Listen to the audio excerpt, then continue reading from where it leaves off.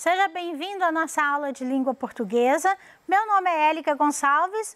Hoje continuarei falando com você sobre um gênero textual que é muito próximo da notícia, que foi a nossa aula anterior, e que se chama reportagem. Lembra que eu disse para você que reportagem é diferente de notícia? Hoje nós vamos conhecer um pouquinho dessa estrutura da reportagem, como que ela é construída, do que depende.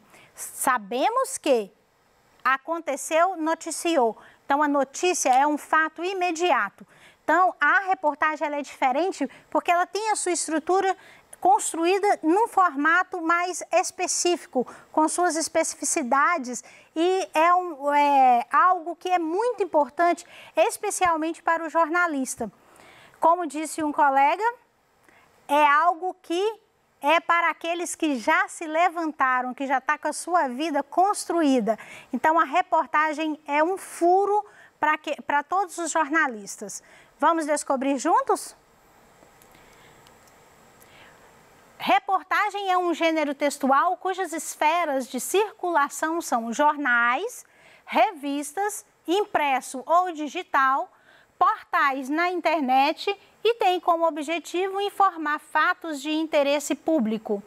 Para isso, as reportagens são escritas com base em diferentes tipos de informação e podem ser aprofundadas por meio de entrevistas, gráficos, infográficos, tabelas, para apresentar versões ou informações sobre um mesmo fato, de modo a orientar e contribuir para formar a opinião do leitor.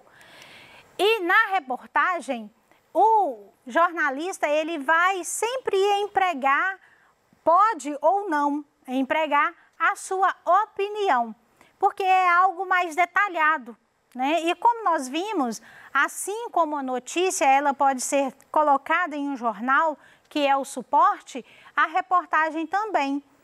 Só que a reportagem é algo mais longo, demanda pesquisa, demanda conhecimentos ao longo daquele determinado assunto.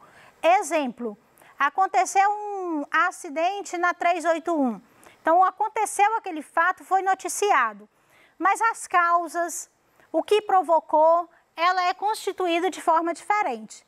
Assim como a notícia, a reportagem também tem a manchete, que é o nome do texto, aqui em letras caixa alta, né?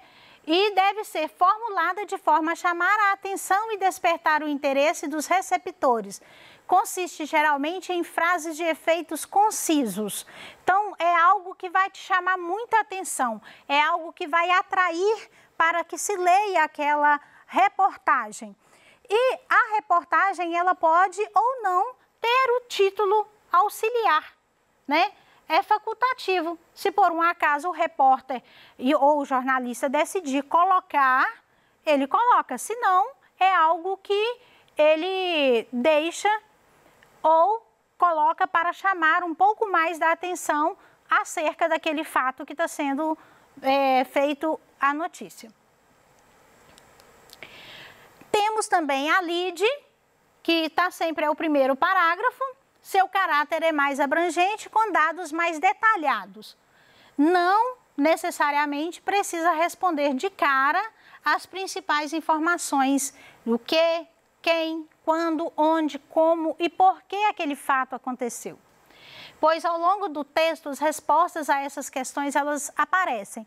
À medida que o jornalista vai descrevendo ou escrevendo a sua reportagem, ele vai respondendo a essas perguntas, o que na notícia deve ser imediato, algo que é mais curto, né, porque é um texto mais curto e tem aquelas notícias muito claras, né? Como eu disse anteriormente, aconteceu, noticiou.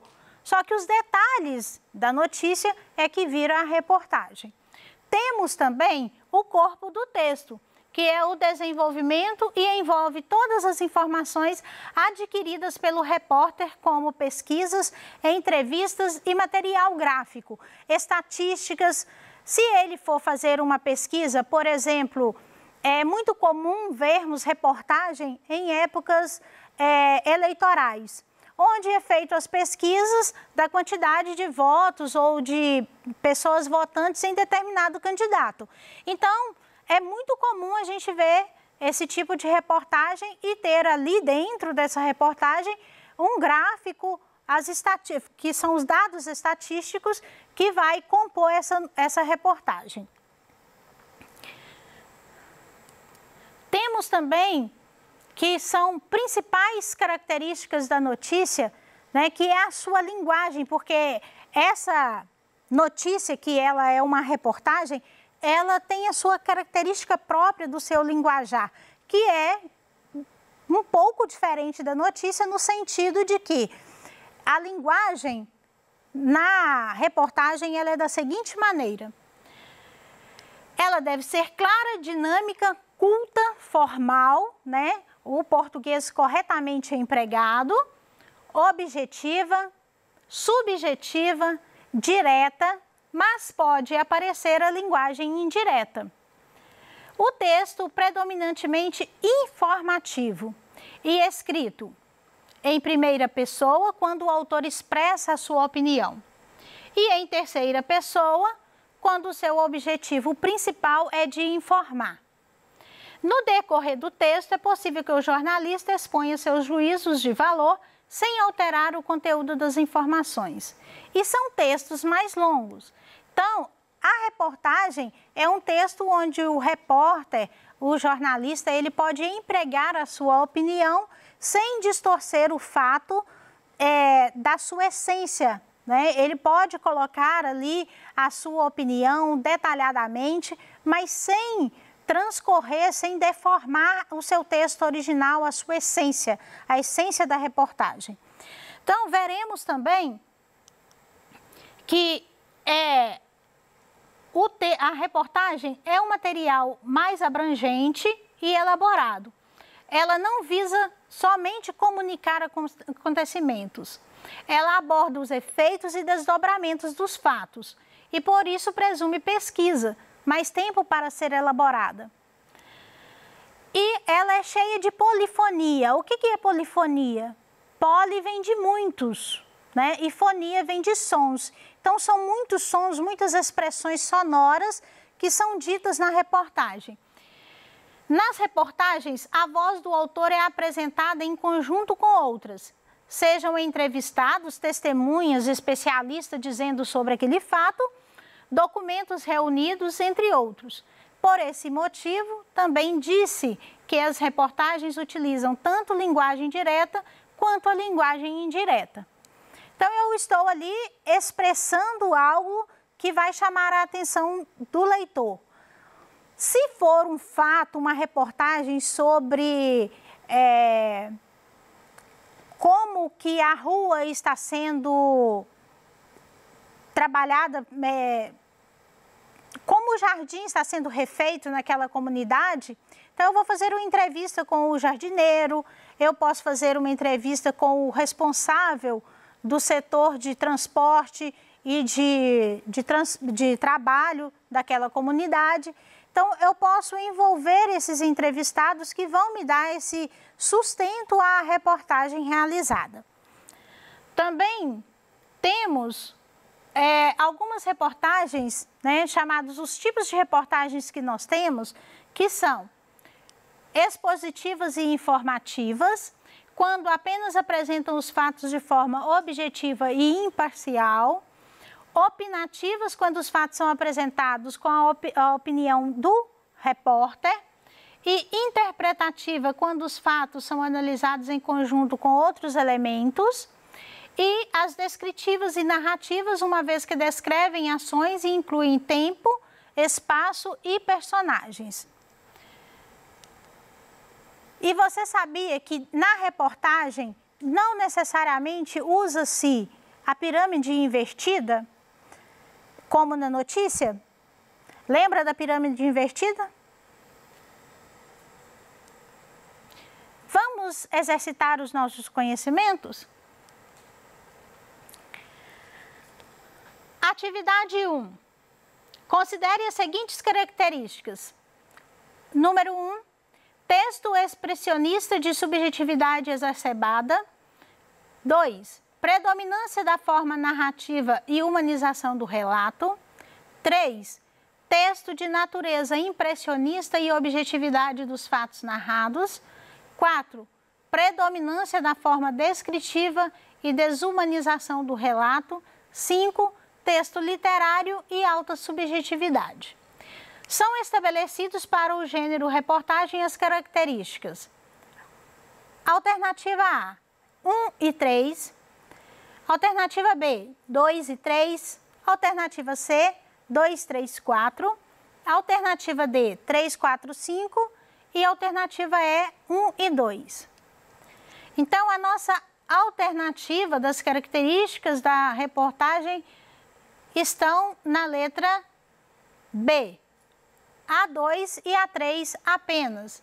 Então, há uma predominância da forma narrativa e uma humanização do relato, porque o repórter ele vai escrever acerca de um fato que talvez ele possa transmitir até alguma emoção, e também um texto de natureza impressionista e objetividade dos fatos narrados. É muito objetivo, toda reportagem ela tem muita objetividade. Então, ela é clara, vai direto.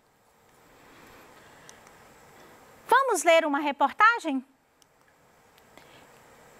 Ela está no estado de Minas, é sobre a pandemia Covid-19, sobre a doença, e relatando que o Instituto Nacional, né, que está localizado em Santa Rita de Minas, no sul de Minas,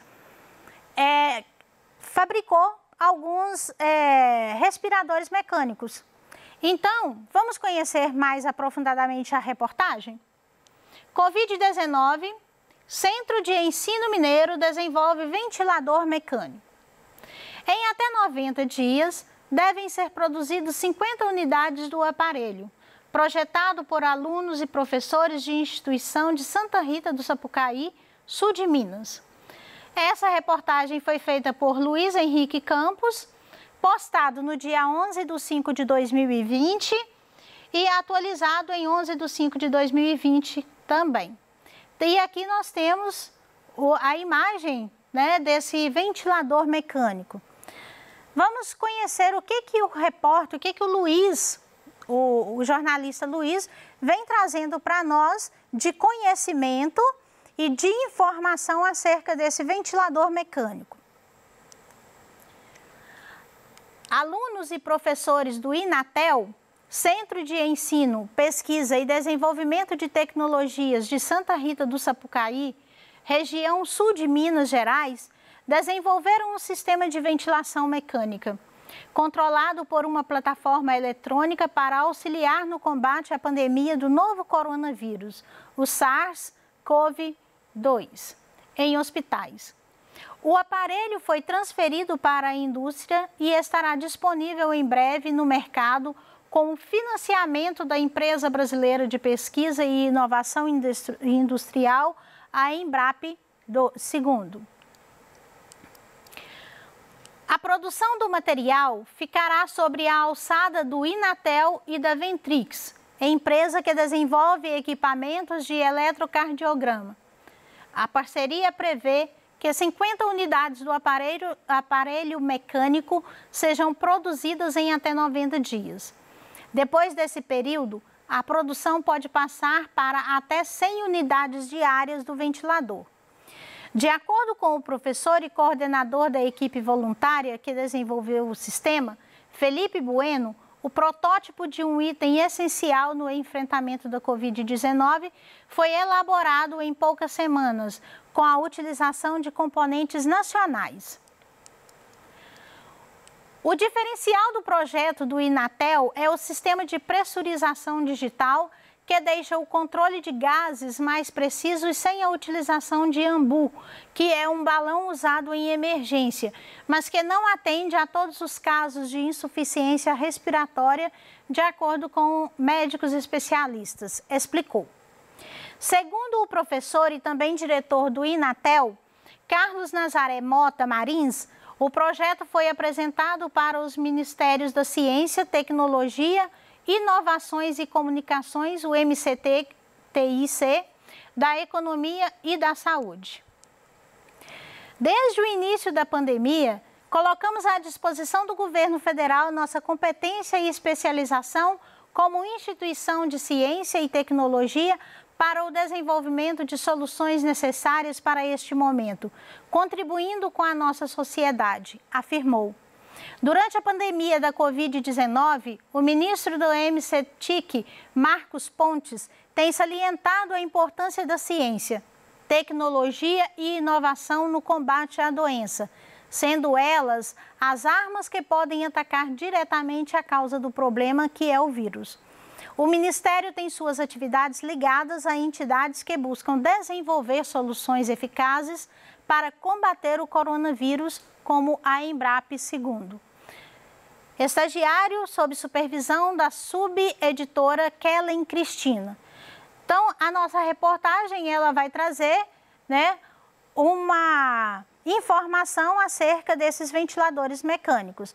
Agora vamos conhecer um pouquinho algumas atividades que foram trazidas para você e acerca dessa reportagem.